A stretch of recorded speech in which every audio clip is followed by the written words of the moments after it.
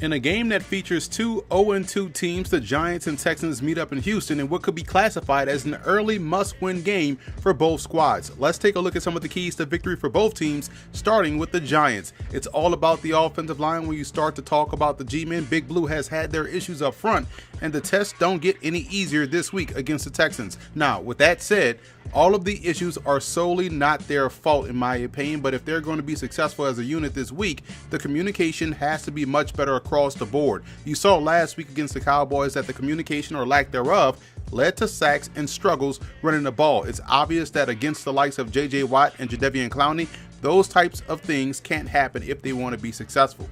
And speaking of a way to be successful, it would be best, at least for this week, for the Giants to allow Saquon Barkley's running to lead the way against the Houston Texans. One way to help out an offensive line that's struggling in pass protection is to run the football.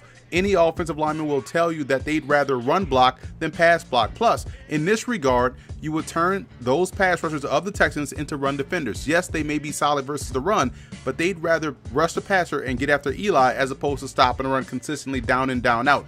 Running the ball consecutively allows you to operate off play action much better, as the defense won't be as aggressive in pressuring the QB. Plus, putting the ball in Saquon Barkley's hands as a tailback puts you in position to score on any given play.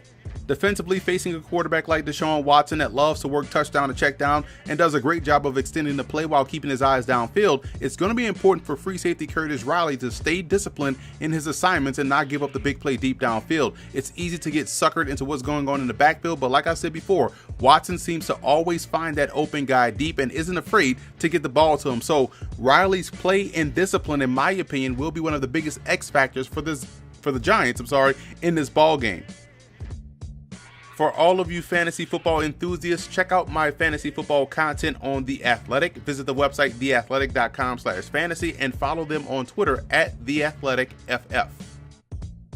Moving over to the Texans in this ball game, their offensive line is no different than the Giants. They've had their struggles this year, giving up 8 sacks so far this season. Again, all of it isn't on the offensive front, but they definitely have to play better. Where their focus should be this week is on the interior. The Giants are stronger down the middle of their defense with Snacks Harrison and Delvin Tomlinson leading the way. Giving Watson a place to step up in the pocket will be greatly appreciated. Also, clearing a lane for Lamar Miller as well would also be welcome for this offense. And speaking of Lamar Miller, I think there's a huge opportunity for the Texans to get Miller and their tight ends matched up on the linebackers of the Giants in coverage. The biggest matchup they should try to exploit is with Alec Ogletree. If they can create ways to get him one-on-one or in one-on-one situations within his passing game, big play opportunities definitely awaits this offense. This is going to be one of the Texans' biggest offensive X factors this week against the Giants. And finally, it's about staying relentless against Eli Manning in that Giants passing game. When you're facing a quarterback that seems to be more concerned with the rush as opposed to scanning the field,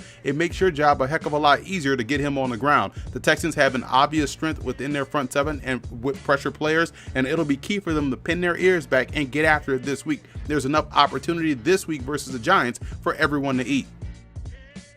Be sure to check out and subscribe to Football Gameplan Podcast on iTunes, where you can find our Best Bets podcast. Join Chris James, Gene Clemens, and myself as we give you our best picks for the weekend, college and pro. In case you want to put a couple shekels on some games, we help you make an informed choice and decision to help you bring home the loot.